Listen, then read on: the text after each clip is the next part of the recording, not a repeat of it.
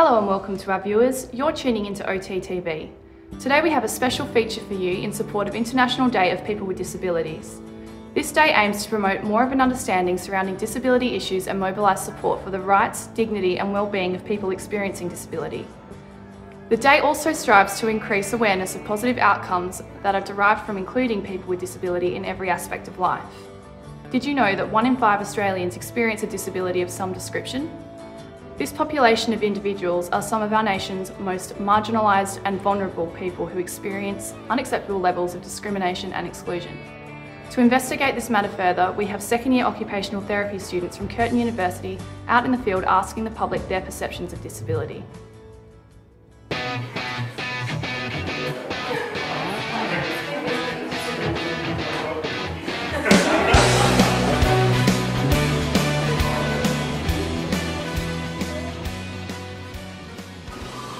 We're standing here at Curtin University and we've asked people to tell us how they would describe disability.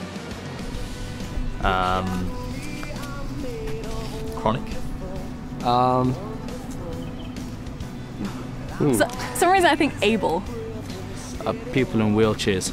Yeah. Disability is a limitation that people have that affects their everyday living to some form.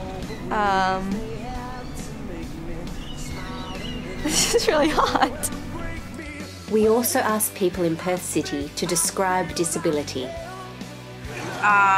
Unfair? Disabling. Hardship? Strength? Yeah, determination, I think. Yeah. Kind of, you're detached from the standard living. Normal and the idea of being normal is different for everyone. Within our society, people often regard disability as a tragedy, something that is not normal. I don't really feel anything. It's not like they're really different to us. It's just... Do feel a little bit sorry for them, but not in a way to let them know and bring them down about it. Yeah, like we don't really perceive them as like being different people and stuff. Yeah. Like they're just like everyone else. They must still feel like normal people, and they are normal people. I'm not saying they're not. Yeah. And they're making sure that like you know you're disabled and so that you're in some ways different than everybody else, and they just keep on hounding that in. It's not the person, it's their disability, and to do certain things that aren't out of the ordinary to a lot of people, what they consider as normal. But to people that do have a disability, it is normal for them. So, but a lot of people don't understand that and see that. Just take a look through my eyes. There's a better place somewhere. People experiencing disability are often labelled and excluded within our society, limiting their opportunity and rights to participate in day-to-day life. Yeah, well, I feel sometimes I get excluded with certain things. And even including like the inclusive aspects of anything that tries to include everyone still separates people based on that difference. Yeah. Which is kind of annoying. By categorising things, you're continually making it that there's a difference between them. So just to include those people and state that that's the difference, then you're also having that kind of separation. Yeah, so it's even like when they're trying to like do the right thing, like they're still treating them like they're a separate part of society, rather than society that just has a little bit more needs than others. It's always driving home that label, which is annoying to me. I can't imagine how difficult it would be to people that actually are disabled, yeah. I think we draw too many stereotypes and tend to class people under one banner rather than giving them individual goes. And I'd say I'm happy with the word equity, but they also talked about special needs and how I feel about that term. That I'm not that special, you know. No one knows what it's like to be the bad man, to be the sad man. A more inclusive society can be developed through improved public education and moving perceptions of disability into a positive light. From my experience, people can feel the frustration with me when I talk to the general community about disability, because I tend to educate them and they're aware of the limitations I have. You know, people look at me differently because I have a dog, and I think it's just a lack of awareness and understanding. But here at university, people are learning other ways and how to work with people with disabilities. It's still going on a pioneering train, so there's a lot of things that need to be, you know, straightened up and tightened up. I guess it's getting good, and I feel comfortable here. And yeah, my dog.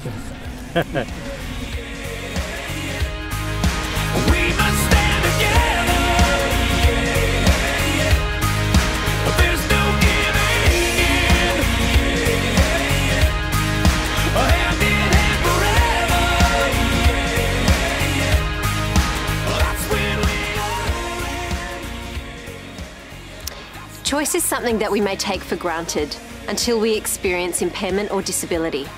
Then it becomes something very different, and we understand opportunity and what it means in a different light.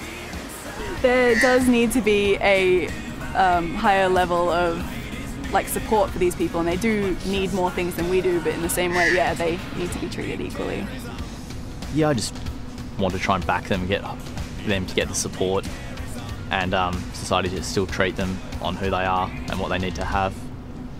But, you know, at the same time, it's okay if, you know, they have impairments, and I'm just trying to explain to them this is what I need to be able to fit in and just feel included. I mean, I guess you see them and you, most of the time you don't really feel like you can help, but you see that they're normally really strong about it and they're just kind of normal people dealing with it. It's kind of an amazing experience to see people and just respect their strength and their power through it. I know lots of people with mental disabilities because I want to be a special education teacher, and they're so innocent, and they make me feel really happy most of the time, and just they bring out a lot of the time they show the good things in life.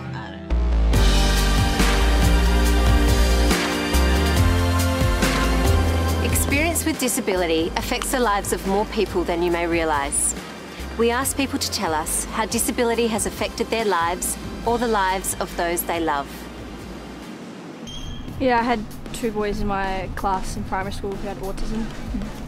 My uncle's mentally handicapped, and yeah, I've spent a lot of time with them, and my granny was in a wheelchair and I used to push her around quite a little bit.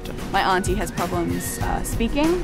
Her family and friends have all experienced it or have developed some sort of disability. I used to be in aged care as well as disability services. My uncle was paraplegic. He was in a wheelchair because he had a motorbike accident when he was younger. Yeah.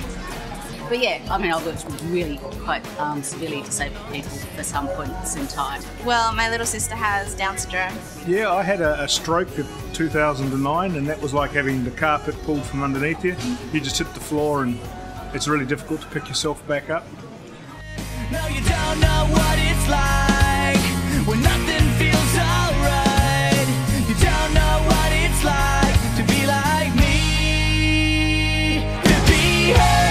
Feel lost, to be left out in the dark, to be kicked when you're down, to feel like you've been pushed around, to be on the edge of breaking down, when no one's there to save you.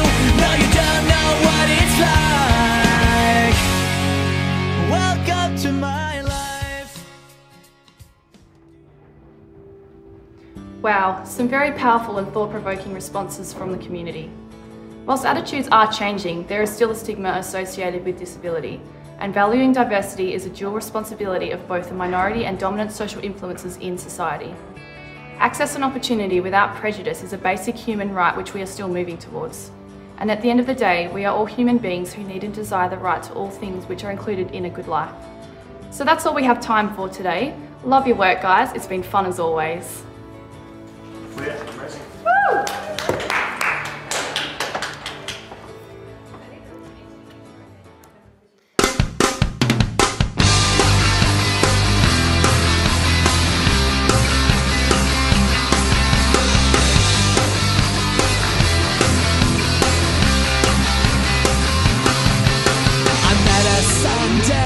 was yesterday, the girl I knew from 1990. Your eyes are hazel, her name is Mable. I kissed her once and now I'm able to walk the mile, crack a smile. She makes me wanna kiss all the babies of the puppy dogs. She makes me feel like I'm on a smell the flowers and planets free.